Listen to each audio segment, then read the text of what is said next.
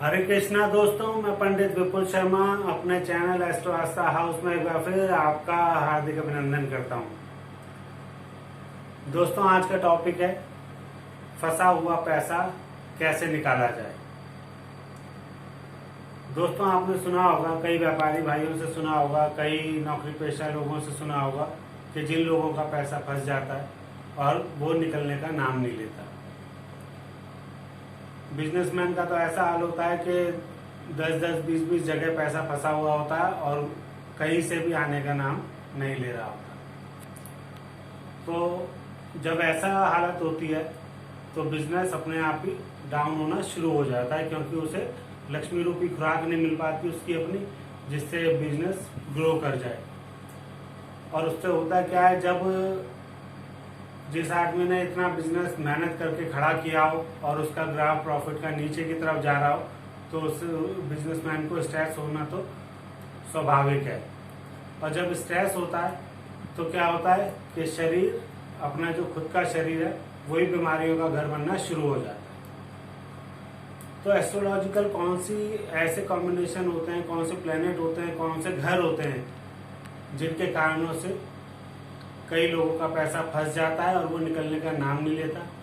कई लोग ऐसे भी होते हैं कि जिनका पैसा फंसता ही नहीं है, और कई लोग ऐसे भी होते हैं जिनका फंस जाता है और फंस के वो निकलवाने में उसे सक्षम होते हैं।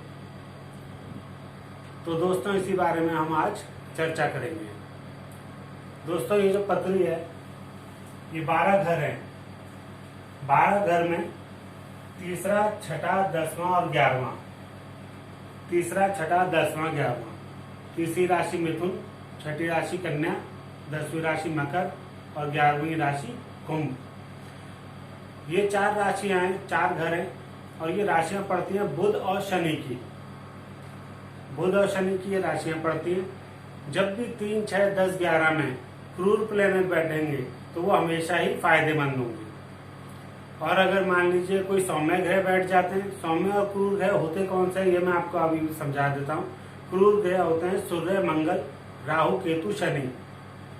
इसी तरीके से हम देखेंगे सौम्य ग्रह होते हैं चंद्रमा, शुक्र, बुध और गुरु। तो जब ये सौम्य प्लैनेट अगर 3, 6, 10, 11 में बैठते हैं तो ये जिन लोगों की पत्री में तीसरी, छठी, 10वीं, 11वीं भाव में सौम्य प्लैनेट बैठे होते हैं, उनका पैसा फंसता भी है और वो निकलता भी नहीं है। मगर इसी अपोजिट देखें हम, 3, 6, 10, 11 में अगर क्रूर प्लैनेट बैठा है तो उसका पैसा कभी फंसेगा ही नहीं।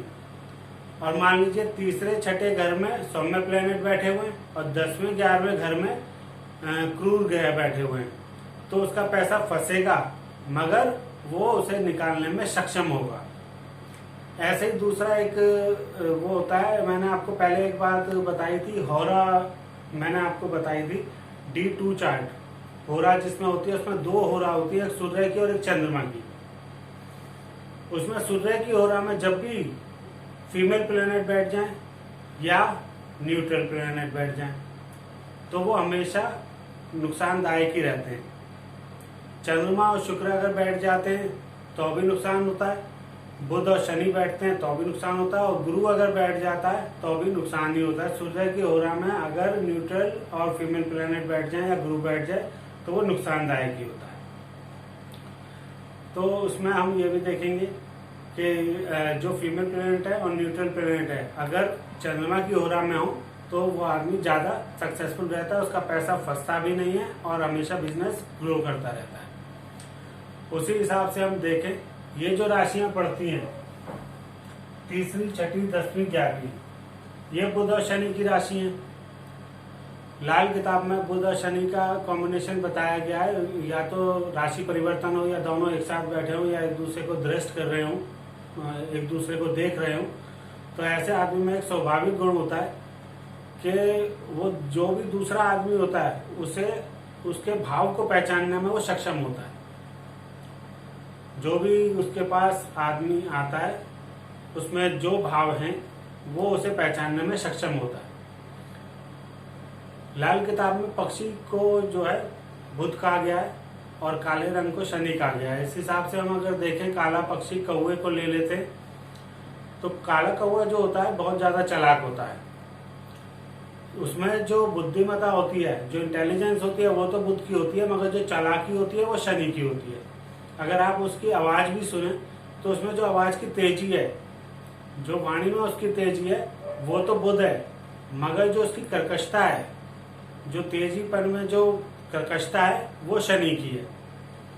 तो इसी हिसाब से हम बुध और शनि ये दोनों ही प्लेनेट जो हैं और इनकी राशियां जो हैं, इनमें अगर शुभ प्लेनेट बैठ जाता है तो उसका पैसा फंसना तय है। और ये जो 3, 6, 10, 11 भाव मैं बता रहा हूं, ये वैदिक एस्ट्रोलॉजी में अगर हम देखें तो ये उपाच्य भाव कहलाए जाते हैं, इंक्रीजिंग हाउस। इंक्रीजिंग हाउस, ये इंक्रीजिंग हाउस जो होते हैं वो अगर क्रूर ग्रह बैठते हैं तो उनके लिए तो अच्छा है। जैसे किसी बार में शराबी को बैठा दो तो उनके लिए तो अच्छा है, मगर सौम्य ग्रह के लिए अच्छा नहीं है। जैसे आप ये मान के चलिए कि बार में किसी साधु संत को बैठा दें, उसके लिए बार अच्छा नहीं है, मगर शराबी के लिए बार अच्छा है। तो इसी हिसाब से हम तीसरे, छठे, 10वें और 11वें घर को जरूर इसमें देखेंगे कि सौम्य प्लेनेट बैठा हुआ है या क्रूर प्लेनेट बैठा हुआ है। अगर क्रूर प्लेनेट बैठा हुआ है तो उसका पैसा नहीं फंस सकता, और अगर सौम्य ग्रह बैठा हुआ है तो ऐसे आदमी को कभी किसी को कोई चीज उधार नहीं देनी चाहिए, और अगर उधार दे दिया है तो वो निकलना काफी कठिन हो जाता है। तो दोस्तों इसमें एक और कारण है जो मैं आपको समझा दूं कि तीसरा, 10वां, यहाँ 10वां जो ये तीसरा और छठा, यहाँ जो छठा भाव है ये हमेशा बढ़ाता है, कर्जे बढ़ाता है, रोग बढ़ाता है, शत्रु बढ़ाता है। तो यहाँ पे अगर कोई सौम्य प्लेनेट बैठ जाता है तो उसके लिए वो वैसे ही बहुत ज्यादा दुखदायी हो जाता है। अगर 10th हाउस में कोई सौम्य प्लेनेट बैठ जाता है तो वो भी उसके लिए अच्छा नहीं होता। वो सूर्य और मंगल के लिए तो बहुत अच्छा है, क्योंकि वो षटबल में भी बलि कर देता है इन दोनों को, क्योंकि वहाँ दिशा बल मिल जाता है उन्हें, दिग्बली हो जाते हैं। मंगल तो वहाँ उचका भी हो जाता है, और लाभ स्थान में भी अगर ये बैठे तो भी अच्छा होता है। मगर 11th हाउस में अगर कोई सौम्य प्लेनेट बैठा होता है तो उसे लाभ लेने में मेहनत तो वो खूब कर लेगा और उत्साह भी दिखा देगा, सब काम कर लेगा, मगर उसे लाभ प्राप्त करने में बहुत ज्यादा मेहनत करनी पड़ती है। तो इसी हिसाब से हम देखते हैं कि अगर किसी का पैसा फंस जाता है या कहीं ऐसा होता है कि किसी को उधार दिया और वो वापस नहीं आए, तो उसके लिए हम तीसरा घर, छठा घर, 10वां घर और 11वां घर देखेंगे। सौम्य प्लेनेट और क्रूर प्लेनेट देखेंगे, और D2 चार्ट जरूर देखेंगे। उसमें सूर्य की होरा जरूर देखेंगे कि इसमें कौन कौन से प्लेनेट हैं। और अगर उसमें ऐसी दशा भी आ जाती है, मान लीजिए 3, 6, 10, 11 में कहीं चंद्रमा बैठा हुआ है, चंद्रमा की दशा भी आ गई है, तो चंद्रमा जहाँ का कारक होगा उस वजह से आपका जो है उन्हीं रिश्तेदारों की वजह से, उसी काम धंधे की वजह से आपका पैसा फंसने की पूरे चांसेस बढ़ जाते हैं। तो दोस्तों, ना तो पैसा एक दिन में फंसता है और ना ही एक दिन में निकाला जा सकता है। जैसे आपने किसानों को देखा होगा, चाहे वो रबी की फसल बोए या खरीफ की फसल बोए, बीज बोने का एक टाइम होता है और वो उस टाइम पे बीज बोते, फसल खड़ी होती है, उसे फिर वो ऑन टाइम काटते हैं। ऐसा नहीं होता कि 1-2 महीने वो खड़ी रहने दें और उसके बाद काटें। ऑन टाइम काटते हैं और लाभ प्राप्त करते हैं। इसी तरीके से जो हमारा, अगर मैं आपको यहाँ बताऊं भी कि रेमेडीज इसकी कौन कौन सी है, तो रेमेडीज कोई एक आध नहीं होती है। हर पत्री का अलग अलग हिसाब किताब होता है, हर राशि का अलग अलग हिसाब किताब होता है, हर ग्रह का अलग अलग हिसाब किताब होता है। तो इन सब चीजों के लिए, सारे ग्रहों के लिए, सारे घरों के लिए हमने अपना रेमेडियल कोर्स एक बना रखा है। जिस भी जातक का कोई भी पैसा अगर फंसा होता है तो वो अपनी डेट ऑफ बर्थ हमारे पास भेज सकता है, हम उसकी हेल्प जरूर करेंगे। और उसे एस्ट्रोलॉजी की हेल्प लेनी भी चाहिए, एस्ट्रोलॉजर से हेल्प लेनी चाहिए और हमारे रेमेडियल कोर्स जरूर करना चाहिए, जिससे अगर ये होता है कि किसी का पैसा फंसा हुआ होता है तो वो ऑन टाइम से रेमेडीज करके वो अपनी जो लक्ष्मी है दोबारा प्राप्त कर ले। इसका शुल्क होता है, वो आपको सारी डिटेल मिली जाएगी नीचे। तो दोस्तों, अगर आपका भी पैसा फंसा है या आप किसी को माल उधार दिया हुआ है और वो वापस नहीं आ रहा है, तो आप हमसे हेल्प ले सकते हैं, एस्ट्रोलॉजी की हेल्प ले सकते हैं। और हमारे रेमेडियल कोर्स का पूरा फायदा उठा सकते हैं। आशा करता हूँ आपको ये वीडियो समझ में आया होगा और पसंद आया होगा। अगर आपको ये वीडियो पसंद आया हो या ज्ञान थोड़ा सा भी अर्जन हुआ हो तो आप इसे लाइक शेयर कमेंट करना ना भूलें, चैनल को सब्सक्राइब करना ना भूलें और बेल आइकन का बटन दबाना ना भूलें। और अगर कोई आपके फ्रेंड्स हैं, रिलेटिव्स हैं जिनका पैसा फंसा हुआ हो, बिजनेस में जिनका पैसा फंसा हुआ हो या जिसको पैसा दिया हो वहां से वापस नहीं आ रहा हो तो आप उन्हें भी ये वीडियो शेयर कर सकते हैं।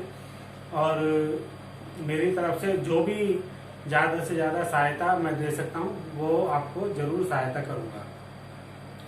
राधे राधे।